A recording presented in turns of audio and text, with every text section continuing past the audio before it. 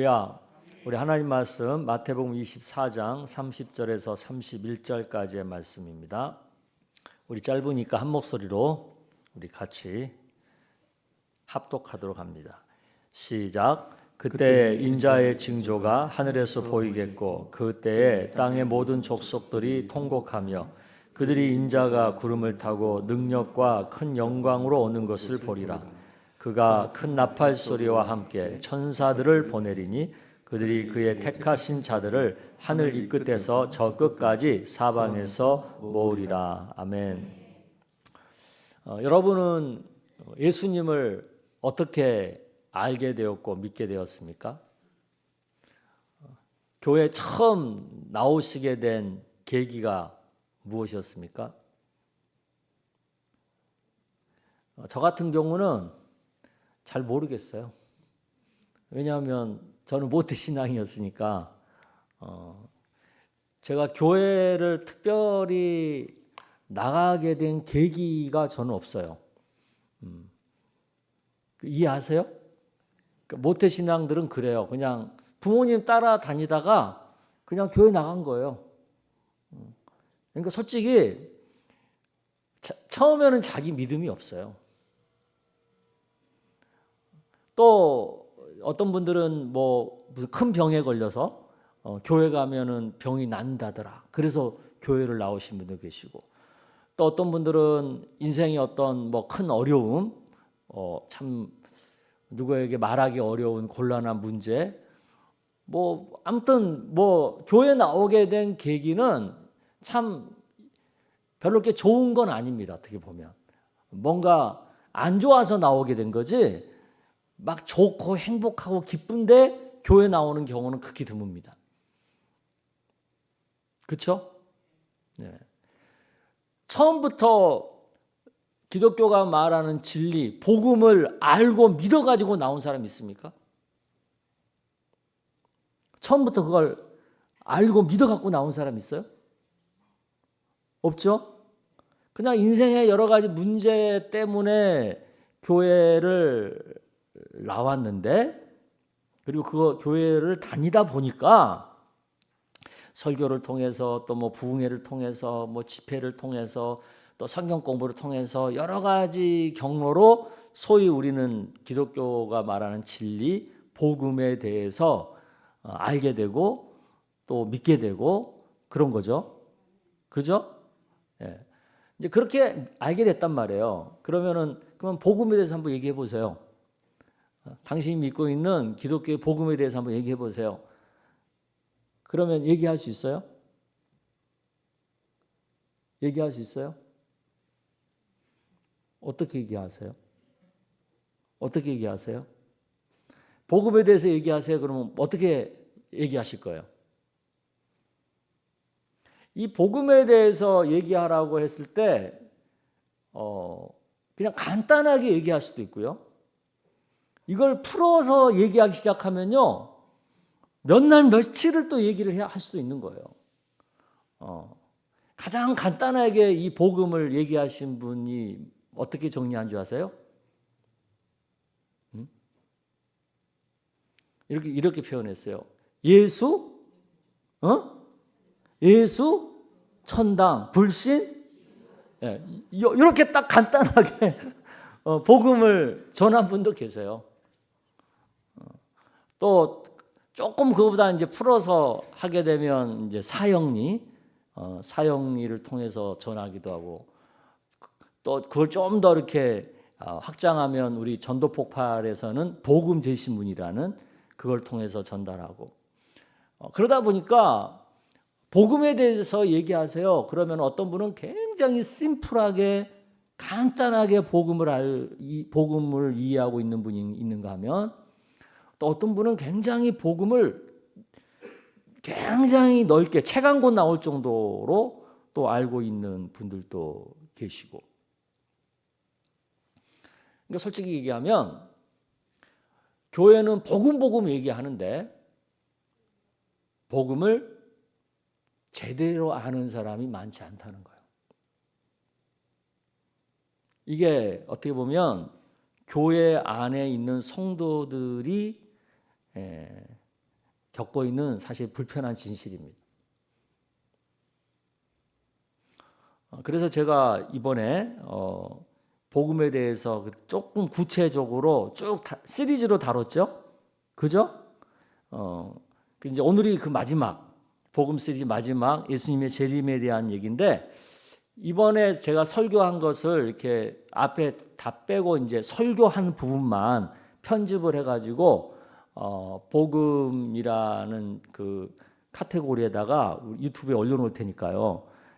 여러분들이 수시로 복음이 배고플 때, 복음이 고플 때 유튜브에 늘 있으니까 들어오셔서 복음을 자꾸 반복해서 들으시면 굉장히 여러분 신앙에 유익이 있으리라 믿습니다.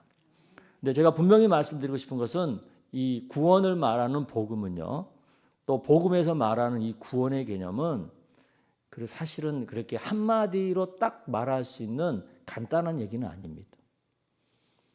그런데 이제 워낙 처음이 중요하다 보니까 예수 믿으면 구원받습니다. 이 말 한마디가 너무 중요하다 보니까 우리는 그걸 강조하거든요. 근데 많은 분들이 그걸 워낙 교회가 그것만 강조하니까 그냥 예수 믿으면 구원받습니다 라는 그 말에 완전히 이제 익숙해져 가지고 예수 믿으면 그것으로 구원의 문제가 완전히 끝난다고 생각을 하거든요. 근데 사실은 그렇지 않습니다.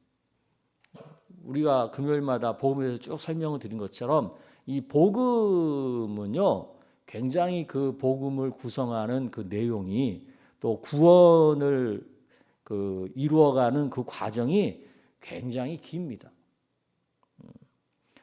그래서 우리가 교회를 나오고 예수를 믿는다는 것은 사실은 그렇게 간단한 얘기는 아니에요. 그냥 우리 인생의 어려운 문제, 뭐 병든 문제, 힘든 문제만을 해결받는 문제가 아니라고요.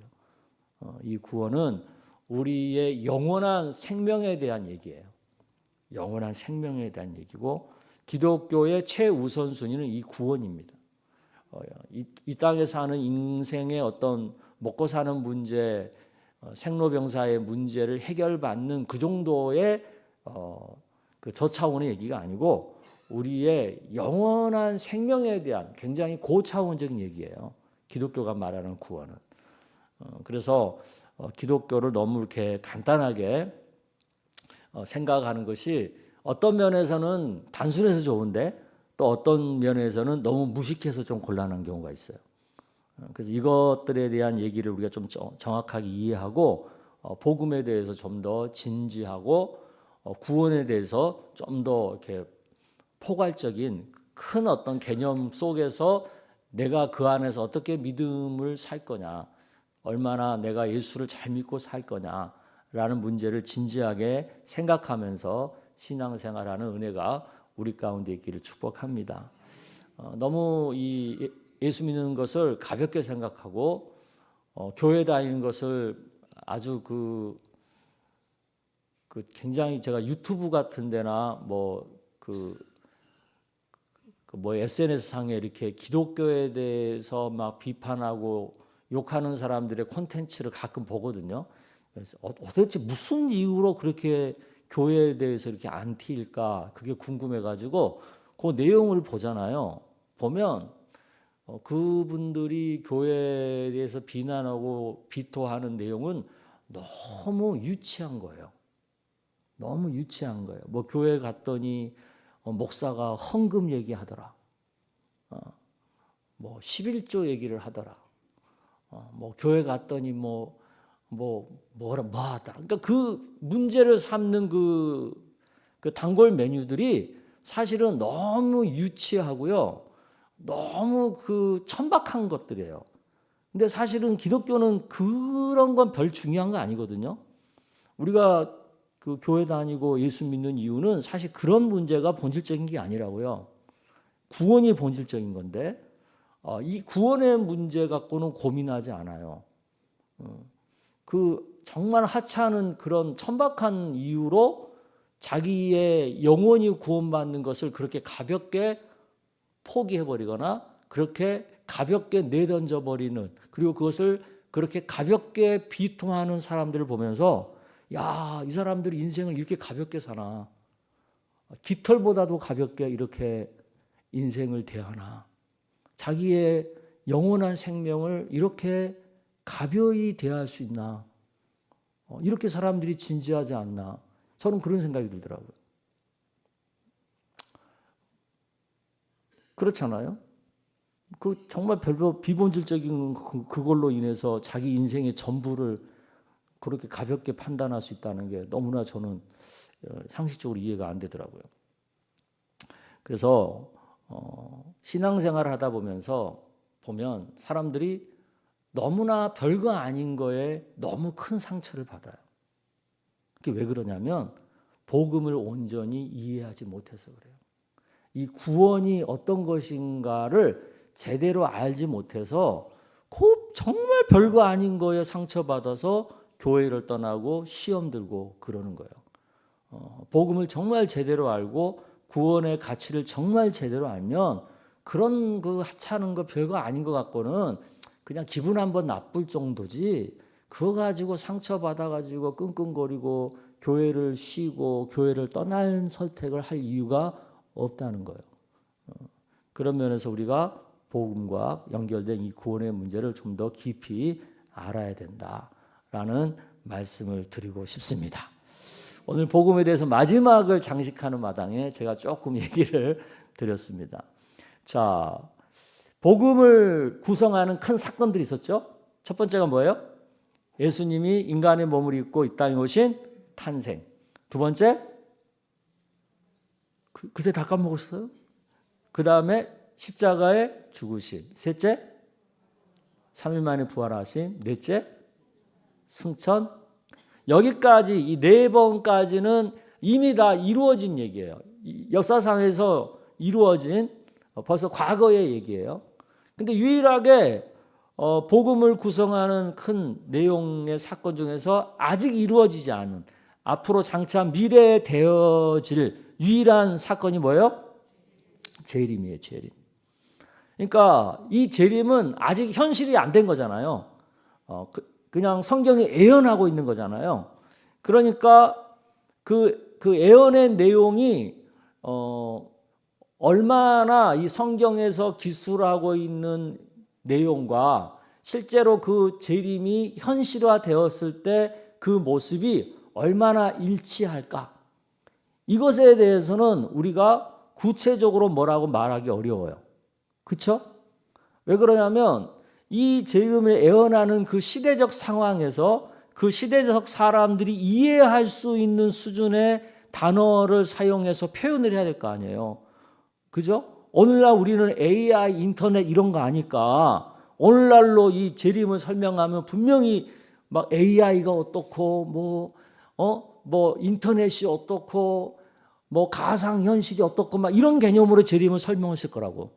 근데 그때 당시에는 그런 게 없었잖아요. 그러니까 그런 설명을 하지 않잖아요. 그런 표현을 하지 않고 그때 당시에 사람들이 이해할 수 있는 수준으로, 그래서 뭐 공중 구름이 어떻고 뭐 빛이 어떻고 이런 개념으로만 설명을 하는 거잖아요. 그러니까 이 재림이 구체적으로 현실화될 때는 성경이 언급하고 있는 표현들이 이것을 성경이 이런 식으로 표현했구나라고 이해될 수 있는 날이 오게 될 줄로 믿습니다. 그러니까 너무 성경의 내용을 문자적으로만 생각을 해가지고 재림은 꼭 이렇게 온다라고 생각을 해야 돼요, 안 해야 돼요? 안 해야 돼요. 근데 너무 이제 이단들이나 좀 성경을 너무 편협하게 보시는 분들은 그런 식으로 너무 문자적으로 너무 사실적으로만 생각을 해가지고 또 어떤 과학이라고 하는 어떤 틀에서만 어떤 판단을 해가지고 무슨 재림이 있어 어떻게 돼 막 이런 여러 가지 이단화되고 비성경화되는 길로 자꾸 빠지는 거예요. 그냥 우리는 성경이 이런 식으로 재림에 대해서 설명하고 있구나. 근데 분명한 것은 재림이 있다 없다? 있다. 이걸 믿으면 되는 거죠. 자, 성경은 분명하게 재림이 있다. 재림의 확실성에 대해서 얘기하죠. 요한복음 14장 3절 예수님의 말씀이에요. 여러분 읽어볼게요. 시작. 요한복음 14장 3절. 네, 시작. 내가 다시 와서 너희를 내게로 영접하여 나 있는 곳에 너희도 있게 하리라. 여기 예수님 분명히 뭐라 그랬어요? 내가 다시 온다 그랬어요. 내가 다시 온다. 그리고 사도행전 1장 11절에는 천사들이 그 막 하늘로 올라가신 예수님, 그 공중 구름에서 이제 사라져 버린 예수님을 이렇게 쳐다보고 계속 쳐다보고 있으니까 뭐라 그래요? 이 예수는 하늘로 가심을 본 그대로 오시리라. 할렐루야. 이처럼 재림에 대해서 분명하게 성경은 얘기하고 있다는 거죠. 그러니까 재림이 있어요, 없어요? 이걸 믿으세요? 예. 그러면 이제 재림의 징조가 있어요. 항상 전조 현상이라는 게 있잖아. 우리가 막 암에 걸릴 때도 전조 현상 증상이 있어요, 없어요? 전조 증상이 있잖아요. 그죠? 그런 것처럼 주님이 재림이 임박할 때쯤에 주님이 재림할 것 같다라고 보일 수 있는 징조가 있다는 거예요. 그러면서 그 징조에 대해서 마태복음 24장에 보면 여러 가지 징조를 쭉 얘기해 놨어요. 그러니까 우리가 이걸 좀 알 필요가 있어요. 그래야 주님의 재림이 가까이 오고 있구나. 우리가 그 징조를 보고 알 수 있으니까. 먼저 징조가 뭐예요? 마태복음 24장 4절에서 5절을 여러분 읽어볼게요. 시작. 많은 사람이 내 이름으로 와서 이르되 나는 그리스도라 하여 많은 사람을 미혹하게 하리라. 예, 재림의 징조 중에 하나는 뭐냐면 거짓 그리스도, 거짓 선지자가 많이 나온다는 거예요. 그러니까 여러분들 막 이단들 그렇잖아요. 뭐 이만이라든가 이런 사람들이 자기가 뭐라 그러더라? 성육신한 보혜사래. 성육신한 보혜사래요. 그러니까 성령이 성육신이 된 거래. 예수님은 하나님이 성육신 된 건데 자기는 성령이 성육신 된 거래. 이게 이만희 주장이거든. 그다음 또 안상홍 같은 사람은 또 자기가 재림주라고 그러고. 그러니까 그런 사람들이 나오는 게 정상이야, 비정상이야? 정상이야. 그러니까 재림의 징조 중에 하나가 그런 거짓들이 거짓 그리스도, 거짓 교사가 많이 나온 거예요. 그러니까 요새 이제 이단들이 이렇게 많이 나오잖아요. 그 얘기는 이제 주님의 그 재림이 그만큼 가까이 오고 있다라는 거죠. 그 초대교회 당시만 해도 이런 재림 거짓 그리스도 이런 것은 아니었어요. 그러니까 이단이 주로 이제 어떤 교리적인 거 가지고 많이 이렇게 이단이었는데 최근 들어서 이 거짓 그리스도, 적 그리스도의 이단들이 많이 나오고 있어요. 자기가 뭐 재림주라든가 자기가 뭐 성육신한 보혜사라든가 뭐 자기가 뭐 다시 재림한 그리스도라든가 막 이런 얘기를 해요. 그러니까 지금 그 주님의 재림의 때가 그 주님의 초창기보다는 가깝다는 거지. 그러니까 우리는 조금 많이 가까워진 시대에 살고 있다고 생각을 할 필요가 있는 것 같아요. 그러니까 이단들이 많이 나오는 거에 대해서 너무 있잖아요. 예민할 필요 없어요. 저는 저도 목사이긴 하지만 막 이단들 때문에 막 투쟁에 앞장선 목사님들한테 제가 뭐라 그래요. 너무 이단들 자극하지 마라. 자극하면 쟤네들 더 난리친다. 그 대신 우리가 조심하고 뭐가 이단이고 그런 것들은 가리키고 설명을 해야 되지만 막 이단들이랑 너무 투쟁적이고 막 싸우는 대적의 관계로 가는 것은 별로 좋지 않다. 그런 얘기를 저는 합니다. 왜냐하면 이게 재림의 징조거든요. 그러니까 우리가 그렇게 막는다고 해서 걔네들이 안 생기지 않거든요. 그다음에 또 재림의 징조 중에 하나가 뭐냐면 전쟁과 전쟁의 소문이 많이 생긴다는 거예요. 마태복음 6장 24장 6절 7절 여러분 한번 읽어볼게요. 시작. 난리와 난리 소문을 듣겠으나 너희는 삼가 두려워하지 말라. 이런 일이 있어야 하되 아직 끝은 아니니라. 민족이 민족을 나라가 나라를 대적하여 일어나겠고. 네, 그러니까 그 재림이 가까워지면 전쟁이 많이 일어나고요. 전쟁의 소문이 많이 일어나요. 그러니까 요즘 이제 우리 전쟁 많이 일어나잖아요.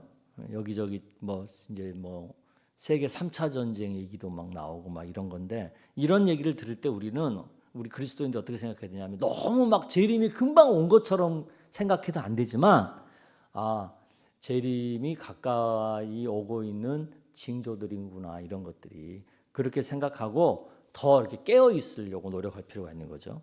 그 다음에 이제 기근과 지진이 많이 일어난다 그죠. 곳곳에 기근과 지진이 있으리니 이 모든 것은 재난의 시작이니라, 그런 말씀이 있어요.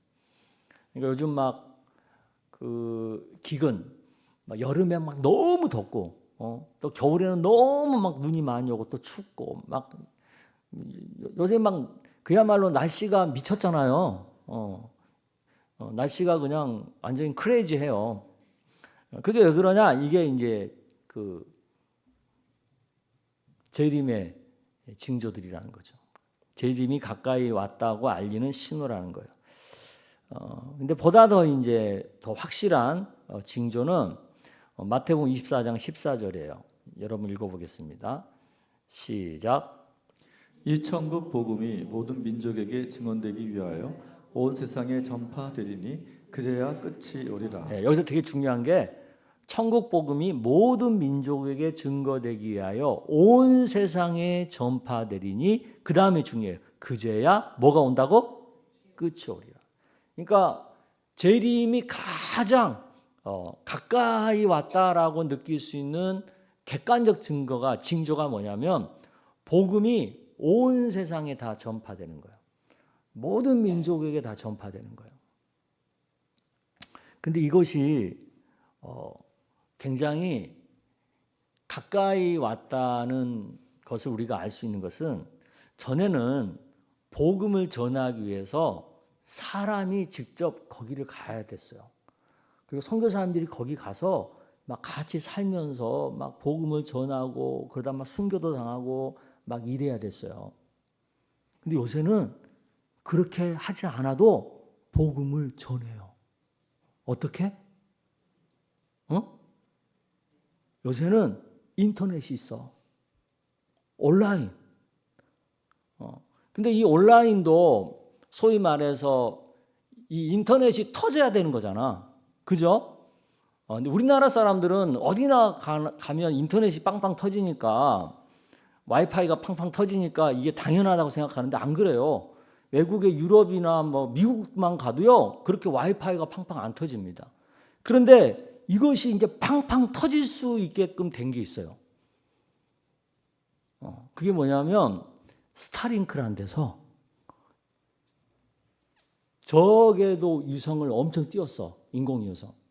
그래가지고 거기서 그 전 세계 지구를 이렇게 감싸가지고 어디에서나, 아무리 외딴 섬이나 아무리 깊은 산 속에서도 다 인터넷이 연결되게 만들어 버렸어요. 그러니까 지금은 브라질 오지에도요, 인터넷이 됩니다. 그러니까 그걸 통해서 복음이 전해져야 안 전해져요?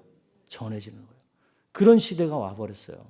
그러니까 복음이 온 민족에게 전해질 날이 이제 얼마 안 남은 거지.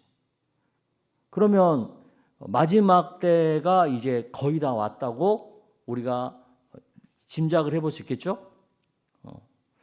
그래서 이 인터넷 발달이 되고 막 SNS 발달되고, 이게 어떻게 보면은 이제 우리 기독교적 입장에서 보면 주님의 재림이 가까이 오고 있다고 하는 신호다.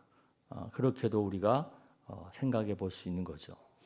그리고 또 하나는 마태복음 24장 12절에 보면 예수님께서 이런 말씀하셨어요. 불법이 성함으로 많은 사람의 사랑이 식어지리라. 불법이 성함으로 많은 사람의 사랑이 식어지리라. 이것은 우리 지금 현재 지구촌의 전 대부분의 나라의 보편적인 현상인데요. 모든 나라가, 각 나라가 다 백성들이 하는 얘기가 뭐냐면 이런 얘기예요. 아유, 옛날에는 그래도 대통령을 좀 뽑을 만한 사람이 있었는데 요새는 그놈이 그놈이고 저놈이 저놈이고 다 똑같은 놈들이야. 뽑을 것이 없어. 그러니까 최선을 못 뽑아요. 왜? 다 하자들이 있어. 대통령에 나오는 사람들이 제대로 된 인간이 없어. 나라의 최고 지도자가 되겠다고 하고 나오는 사람들이 다 어딘가 걸려 있어요. 그러니까 최선을 못 찍고 다 차차선을 찍는 거예요. 그러니까 미국도 이번에 트럼프가 최선의 사람이 아니에요. 그 사람 문제 많은 사람이에요. 뭐 유럽도 마찬가지고 저기 남미, 중미 다 똑같아요. 우리나라도 지금 똑같잖아요. 우리나라도 지금 대통령 대선 뭐 주자라고 말하는 사람 중에서 뭐 제대로 된 사람이 없잖아요. 다 뭔가 문제가 있잖아요. 그게 뭐냐? 불법이 성한 거예요. 세상이. 그러니까 많은 사람이 사랑이 식어지는 거죠. 그리고 또 무슨 말도 안 되는 무슨 포괄적 차별금지법이라든 이런 거가 왜 나와요? 아니 어떻게 남자가 옛날에는 그래도 남자가 여자가 되고 싶으면 수술이라도 하고 수술이라도 하고 나 이제 여자 할래요 이랬거든. 근데 옛날에는. 근데 요새는 그것도 안 해. 그리고는 나 그냥 오늘부터 여자 할 거야. 나 오늘부터 남자 할 거야. 그리고 자기 여자다 남자다 이렇게 주장하는 시대가 돼버린 거예요. 이게 불법이 성한 상황인 거지 세상이. 이런 세상이 되고 있다는 거죠.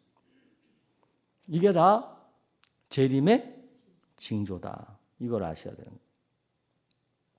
그래서 지금 우리가 살고 있는 세상이 주님의 재림이 점점 가까이 오고 있는 모습들이다라고 생각할 필요가 있어요. 그러면 주님의 재림은 어떤 방식으로 오느냐? 어떻게 주님이 재림이 되느냐? 성경은 이렇게 기록하고 있어요. 마태복음 24장 30절입니다. 여러분 읽어볼게요. 시작. 그때 인자의 징조가 하늘에서 보이겠고 그때 땅의 모든 족속들이 통곡하며 그들이 인자가 구름을 타고 능력과 큰 영광으로 오는 것을 보리라. 네, 여기 보면 사람들이 주님이 재림하는 것을 주님이 살짝 오는 게 아니라요. 다 알게끔 오신다는 거예요. 모든 사람이 다 알게끔. 여기서는 인자가 구름을 타고 오신다 그랬는데 뭐 예수님이 손오공도 아니고 무슨 구름을 타고 어떻게 오실지는 잘 모르겠어요. 이 구름 타고 온다는 개념이 어떤 모습인지 모르겠는데 아무튼 모두가 다 볼 수 있게끔 재림이 된다는 거죠. 그러니까 지금 그 이단들이 뭐 자기가 재림주다 이런 분들은 이게 다 가짜인 거지. 왜? 우리 그 사람 재림된 거 몰랐잖아. 우리가 보는데 아는데 안 왔잖아. 그러니까 걔네들은 다 가짜야. 주님은 우리가 다 볼 수 있게끔 재림이 됐다고 하는 거거든요. 그러니까 그분들이 나 재림주다 이렇게 얘기하잖아요. 그러면 당신 나 재림주로 온지 나 못 봤는데 성경이랑 다르네. 그렇게 얘기하면 되는 거예요. 모든 사람이 볼 수 있도록 영광 중에 오신다라는 거죠. 그러니까 재림의 방식은 굉장히 공개적으로 오신다는 거예요. 이게 되게 중요한 거예요. 공개적으로 오신다. 그러면 왜 주님이 재림을 하실까? 재림의 목적. 재림의 목적. 첫째는 성도의 구원을 완성하기 위해서 주님이 재림하시는 거예요. 히브리서 9장 28절을 여러분 읽어볼게요. 시작. 그리스도께서도 많은 사람의 죄를 담당하시려고 단번에 들이신 바 되셨고 구원에 이르게 하기 위하여 죄와 상관없이 자기를 바라는 자들에게 두 번째 나타나시리라. 네, 그러니까 예수님께서 성육신하셔서 십자가에 못 박혀 죽으신 것은요, 우리의 죄를 담당하셔서 구원을 출발시킨 거예요. 구원이 시작된 거예요. 그리고 예수님이 재림하신 것은 구원에 이르게 하기 위해서, 다른 말로 말하면 구원을 완성시키기 위해서 주님이 두 번째 나타나신다고 말씀하신 거예요. 그러니까 주님이 재림을 하셔야 그때 비로소 우리의 구원이 온전히 완성되는 거예요. 아멘? 그러니까 아직 우리의 구원은 완성됐다, 진행 중이다. 진행 중인 거예요. 그러니까 구원이 완성된 것처럼 말하면 돼요, 안 돼요?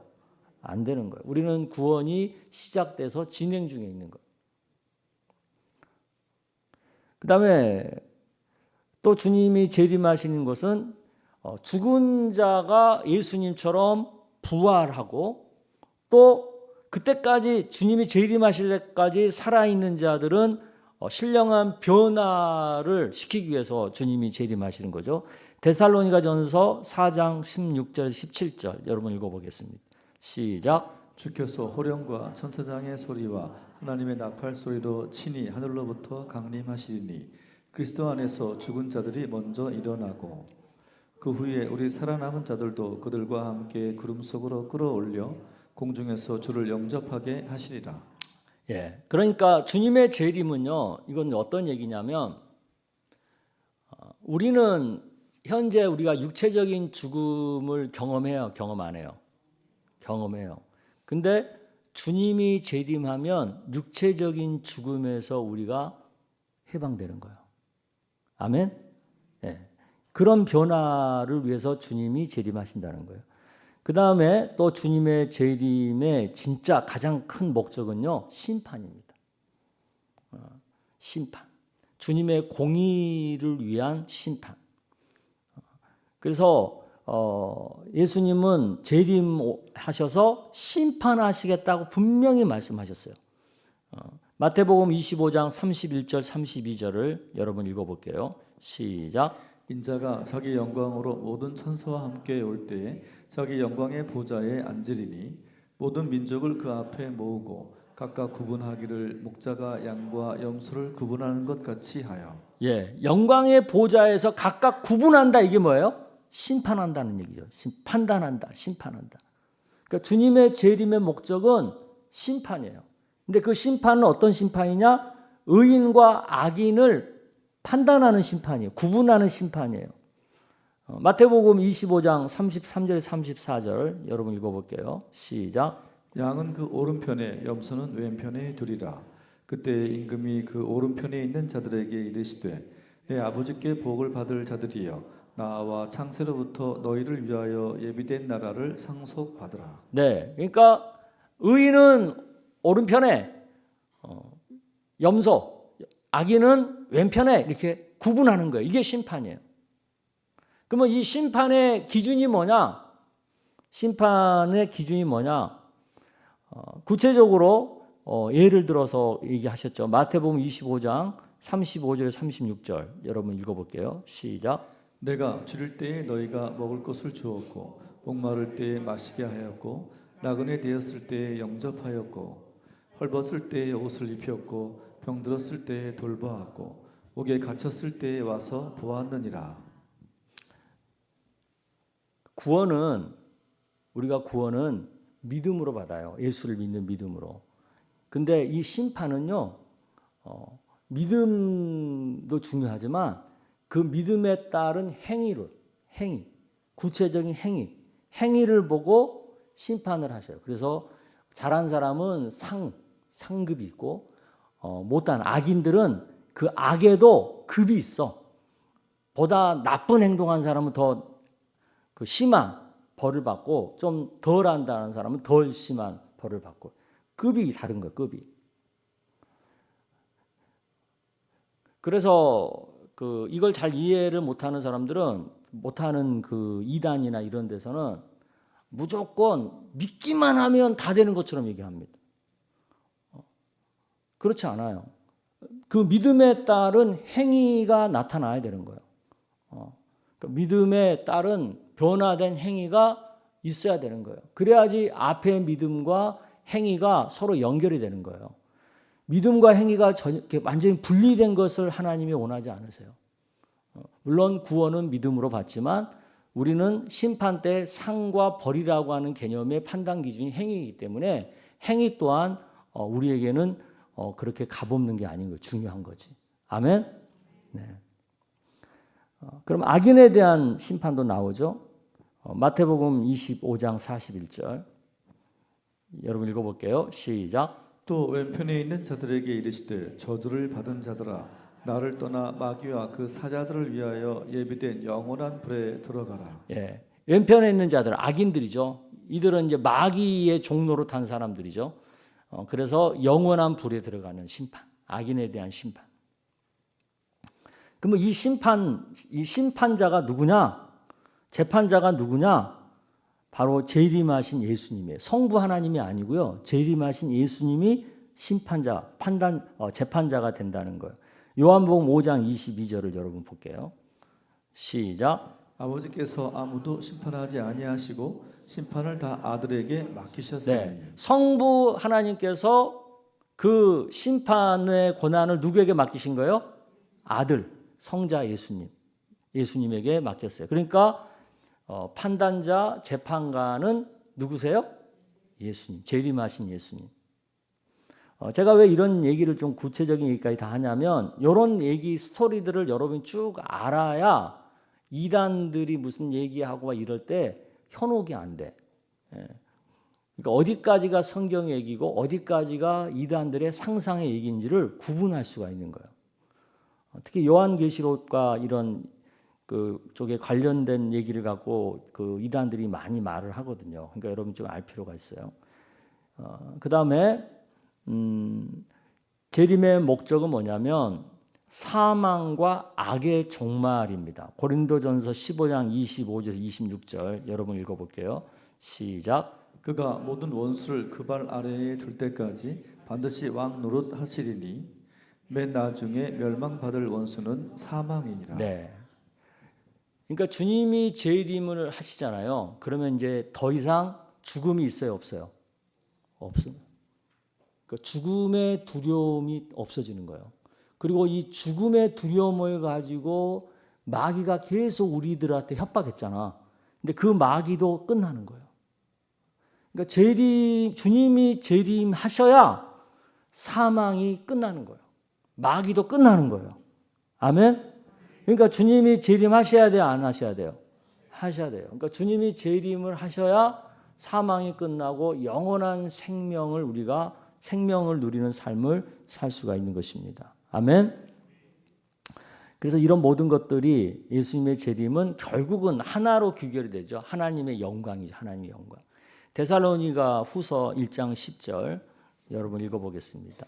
시작. 그날에 강림하사 그의 성도들에게서 영광을 받으시고 모든 믿는 자에게서 기이 여김을 받으시리니. 예. 결국 주님이 재림하셔서 그 모든 심판도 하시고 사망도 끝내시고 그런 모든 것들이 결국은 하나님, 성부 하나님께 다 영광이 되는 일이라는 거죠. 자, 그러면 여러분 물어볼게요. 그렇게 이제 예수님이 재림하셨어. 그 다 심판까지 다 했어. 그 다음에 우리는 어떻게 될까요? 주님의 재림 이후에 우리는 어떻게 될까? 어떻게 될 것 같아요? 뭐 그때나 지금이나 이 모양 이 꼴이겠지 뭐 특별히 지겠어? 그러니까 성경을 모르니까 그런 생각을 하는 거예요. 성경을 알면 뭔가 기대를 하게 되죠. 그리고 뭔가 희망을 갖게 되죠. 재림 이후에 우리가 어떻게 되는지 그거에 대해서 굉장히 자세히 나온 성경이 요한계시록 21장입니다. 오늘은 시간이 많이 가서 성경은 안 찾아보겠지만 여러분 궁금하면 집에 가서 요한계시록 21장을 좀 찬찬히 읽어보세요. 먼저 주님이 재림하셔서 심판이 끝나고 난 다음에 어떤 일이 벌어지냐면 새 창조가 되는 거예요. 새 창조. 새 하늘과 새 땅의 새 창조가 이루어져요. 그러니까 지금 우리가 살고 있는 이런 하늘과 땅하고 다른 새로운 하늘과 땅이 창조가 되는 거예요. 그러니까 세상이 좋아질까 안 좋아질까? 우리가 이제 앞으로 예수님 재림하시고 난 다음에 우리가 살 세상은 좋은 세상이에요, 안 좋은 세상이에요? 네, 보다 좋은 세상이에요. 그러니까 희망을 가지세요. 희망을 가지세요. 근데 이 새 하늘과 새 땅이 그 신천지가 여기서 나온 거예요. 신천지가. 그러니까 걔네들이 말은 기가 막히게 만들어. 거기서 한문으로 신천지 이렇게 여기 새 하늘과 새 땅을 그렇게 말한 거예요. 걔네들이 성경에 나온 얘기를 그렇게 갖다 써버린 거지. 그래서 우리가 이 신천지라는 말을 성경에 나와 있는 얘기지만 우리가 잘 못 써요. 왜? 이단에게 괜히 이단이라고 오해받을까 봐. 근데 성경에 신천지라는 얘기가 있다 없다? 있어요. 재림 이후에 임하는 변화되는 새로운 창조의 그 모습이 새 하늘과 새 땅이에요. 그리고 새로운 창조에서는요, 한 가지 중요한 걸 얘기해 줄게요. 여러분 바다 좋아하세요? 예? 바다 좋아하시는 분? 예. 그분들은 참 안 됐어요. 이 새하늘과 새 땅에서는 바다가 없어. 나는 왜 바다를 없애지는 이해가 안 돼. 근데 아무튼 성경에 그렇게 기록되어 있어요. 바다는 없다고. 그게 어떤 바다인지는 잘 모르겠는데 아무튼 성경은 문자적으로 이렇게 되어 있어요. 그래서 저도 바다를 좋아하거든요. 그래서 이 부분은 굉장히 아쉬워요. 바다가 없다는 것은. 그 다음에 새하늘과 새 땅에는 새 예루살렘이라고 하는 거룩한 성이 하늘에서 내려온다고 돼 있어요. 근데 저는 이것도 궁금해요. 어떻게 내려올지가. 근데 지나친 상상은 이단에 빠질 확률이 많기 때문에 지나친 상상을 하는 건 조심스럽긴 하지만 가끔 저 혼자서 상상을 할 때가 있어요. 이렇게 내려오실까? 이렇게 내려올까? 저렇게 내려올까? 근데 말은 못 하겠어요. 이단 되니까. 근데 우리 예수 믿는 사람들은 주님의 재림 이후에 새로워지는 세상에 대해서 기대와 소망과 부푼 가슴을 가질 필요는 있어요. 왜? 낙관적이잖아요. 이게 되게 중요한 거예요. 성경은 비관적이지 않습니다. 성경의 세계관은요, 낙관적이에요. 아멘? 그러니까 예수 믿는 사람들은요, 낙관적이어야 해. 희망적이어야 해. 매사를 바라볼 때 낙관적이고 희망적이야. 왜? 주님 재림 이후에 우리의 세상이 낙관적이잖아요. 희망적이잖아요. 그러니까 내 삶을 비관하면 안 되는 거예요. 비관하는 것은 비성경적인 거예요. 그리고 그 새하늘, 새 땅, 새 예루살렘에서 어떤 일이 벌어지냐. 하나님과 우리가 함께 거하면서 사는 거예요. 하나님이 임재하셔서 그 하나님과 우리가 영원히 사는 거예요. 죽음이 없이. 할렐루야. 여기에는요, 눈물도 없고, 죽음도 없고, 슬픔도 없고, 고통도 없고. 제가 이런 얘기 하니까 누가 그러더라. 재미없겠는데요, 목사님. 근데 아마 죽음과 슬픔과 고통이 없어도 되게 행복할 것 같아요. 재미있고 새로운 차원의 행복과 재미겠죠. 그리고 이 예루살렘 성의 모습을 비교적 성경은 자세하게 묘사를 하거든요. 근데 굉장히 아름답고 화려하게 묘사를 해요. 뭐 성벽은 벽옥으로 만들어졌고 성은 맑은 유리 같은 순금으로 되어 있고 뭐 보석으로 꾸며져 있고 막 이렇게 되어 있거든요. 그러니까 그 얘기는 뭐냐면 그 성이 그렇게 우리가 이 땅에서 본 적이 없는, 이 땅에서 경험한 적이 없는 전혀 새로운 모습이라는 거지. 그런데 이 예루살렘 성에는 성전이 있을까 없을까? 교회가 있을까 없을까? 네? 교회가 있을까요 없을까요? 없습니다. 왜? 하나님과 어린 양이 그 성의 성전이 되기 때문에. 아멘? 네. 그러니까 교회는 이 땅에만 있는 거예요.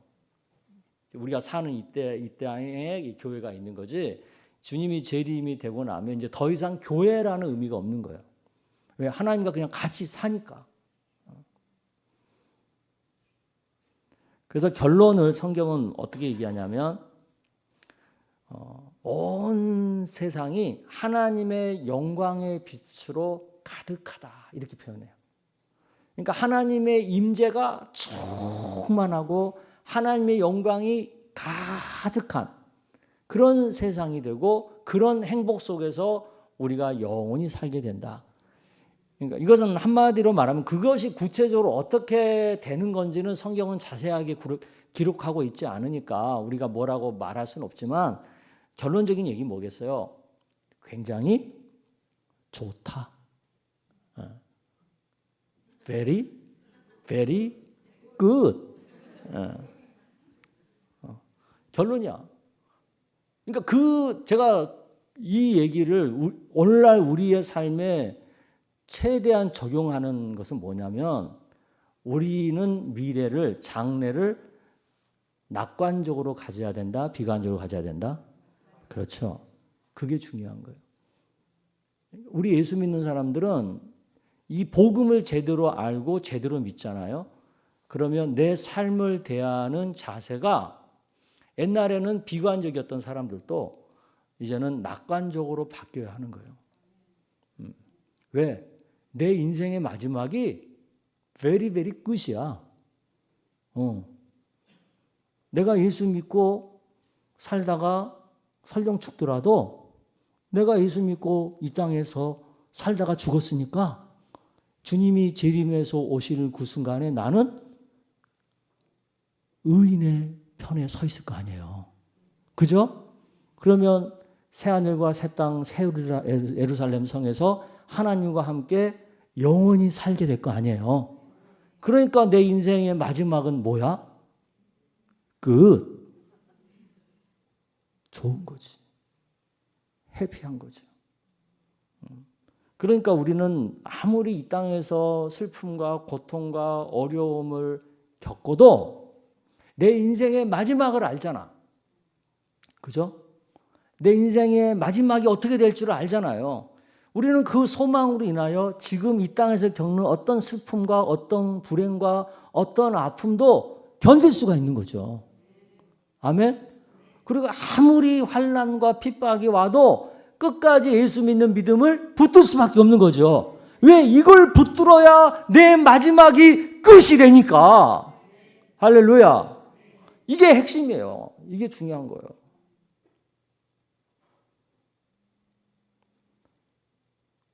그러니까 우리가 재림을 믿고 그 재림을 기다린다면 어떻게 살아야 되겠어요? 지금 어떻게 살아요? 마태복음 24장 42절은 이렇게 얘기해요. 여러분 읽어볼게요. 시작. 그러므로 깨어있으라. 어느 날에 너희 주가 임할는지 너희가 알지 못함이니라. 네. 재림이 언제 임할지 모르니까 깨어있으라는 거예요. 깨어있으라는 얘기는 뭐냐면 신앙생활을 정신 차리고 잘해라. 시험 들었다고 교회를 쉬어야 돼, 안 쉬어야 돼?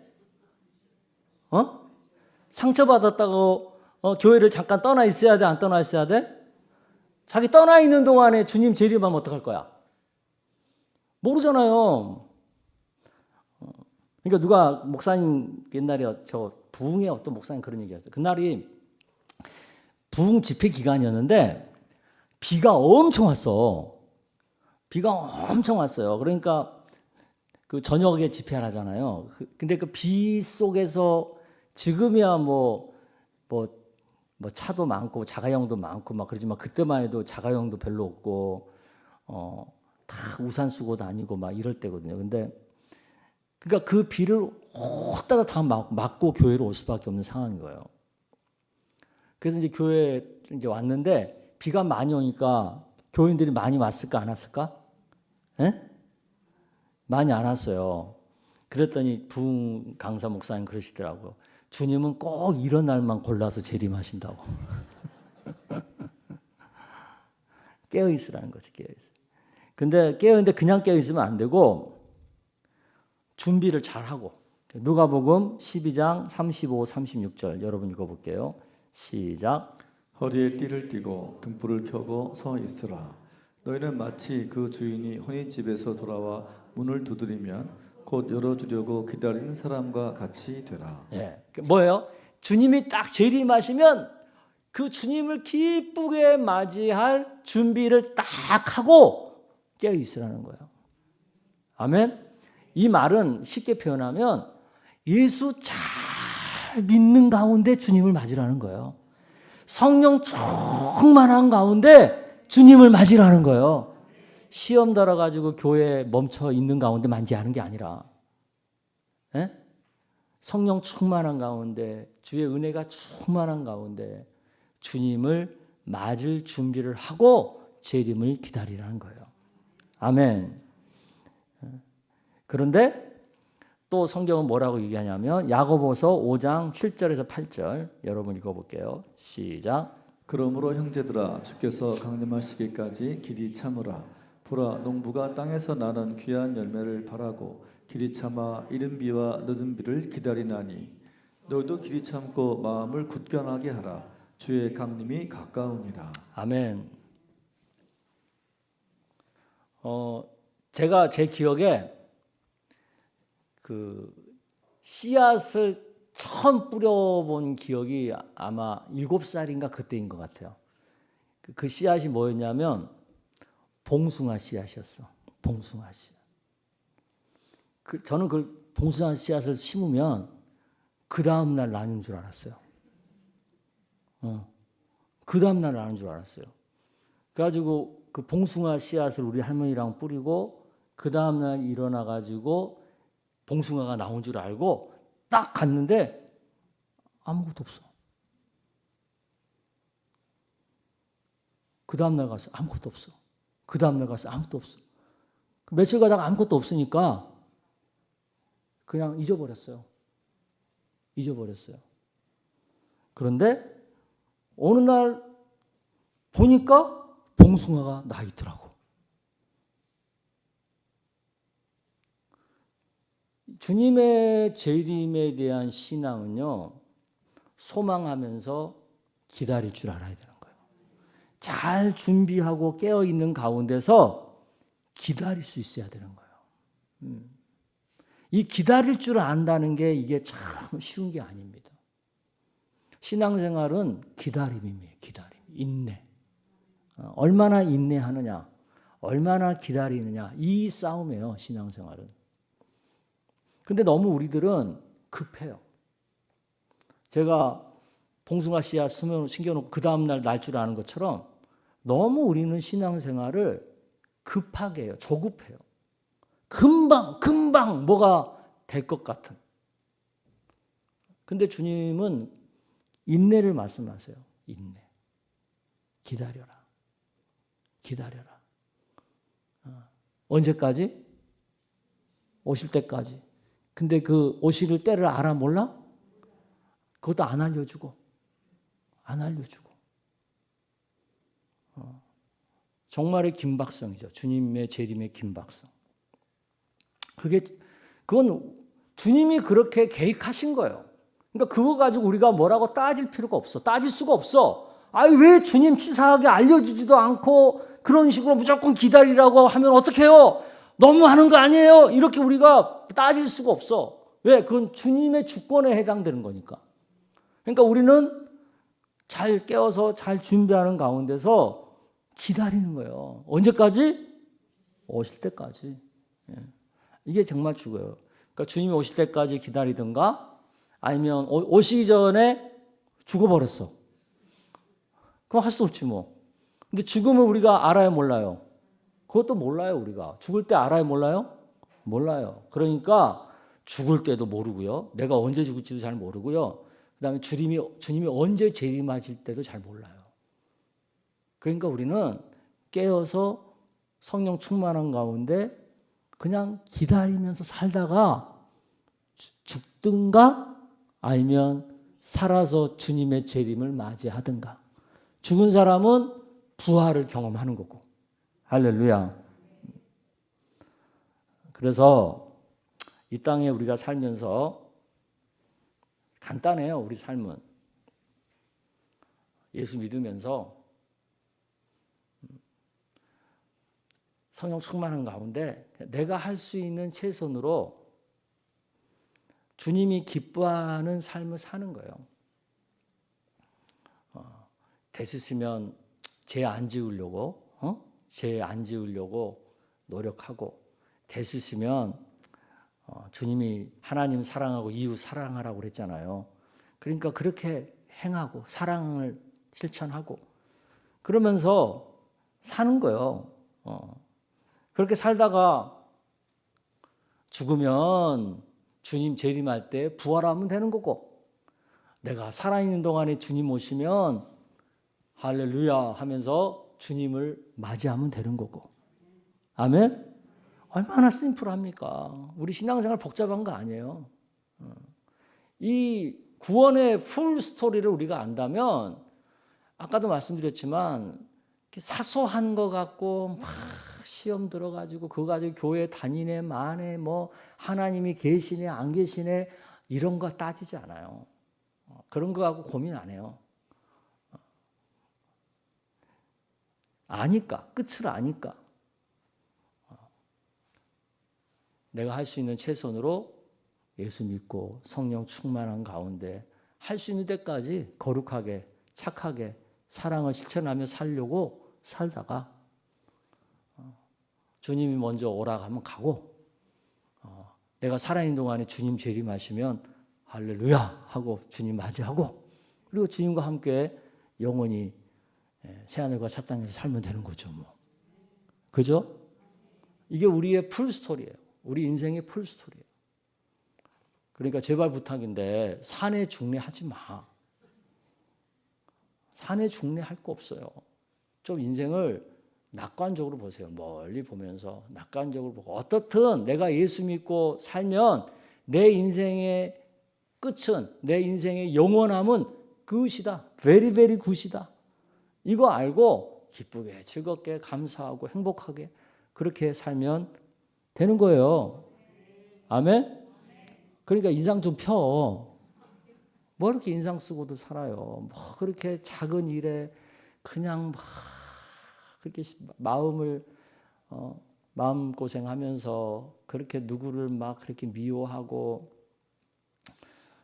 그렇게 막 사람 말 한마디에 그냥 그렇게 상처받아 가지고 쌩하고 그렇게 살 이유가 없잖아요.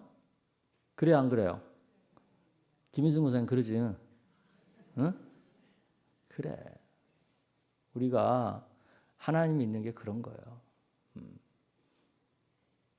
그러니까 별것도 아닌 거 가지고 정말 우리 이 구원의 풀 스토리 속에서 보면 정말 하잘것없는 하찮은 거 가지고 그렇게 우리가 너무 지지고 볶고 그렇게 사는 것 같아요. 그래서 아쉬워요. 조금 우리가 멀리 보면서 마음을 넓히고 좀 더 낙관적으로 인생을 대하고 기쁘고 감사하면서 사는 우리 모두가 되기를 주의 이름으로 축복합니다.